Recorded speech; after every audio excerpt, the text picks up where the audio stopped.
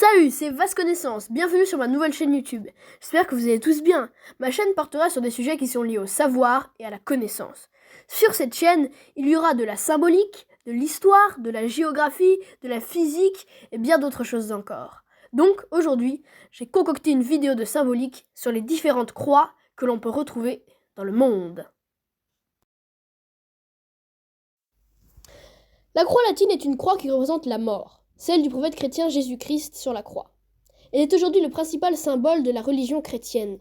Les premiers chrétiens, durant l'Antiquité, préféraient le poisson, en grec ictus, pour représenter leur croyance religieuse. Ictus étant l'acronyme de Jesus Christos Theou Huios Soter, ce qui signifie Jésus-Christ, Fils de Dieu notre Sauveur. La croix latine est souvent la forme qu'adoptent les églises.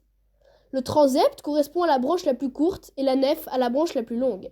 Il ne faut pas confondre la croix latine et l'obèle, un signe de ponctuation que l'on trouve dans les textes généalogiques pour représenter la mort d'une personne ou en paléontologie, une espèce éteinte, mais représente à l'origine une dague. La croix de Saint-Pierre ou croix de Néron est une croix latine inversée.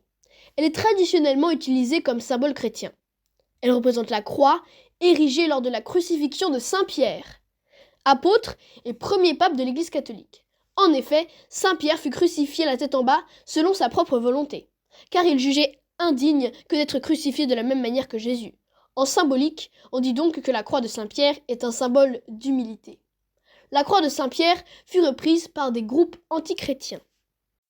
La croix de Saint-André est une croix en forme de X.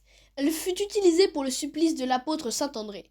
Elle apparaît pour la première fois au Xe siècle et devient l'attribut iconographique de Saint-André. Il est utilisé dans beaucoup de drapeaux comme celui de la Jamaïque, celui de l'Écosse ou même celui de l'État américain de la Floride. C'est un symbole d'endurance et de résolution face à l'adversité.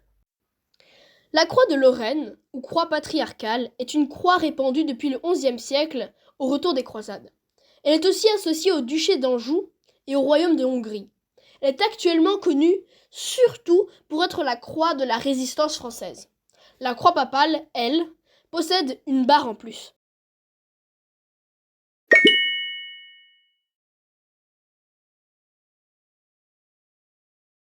J'espère que ça vous a plu et si c'est le cas, mettez un pouce bleu et abonnez-vous.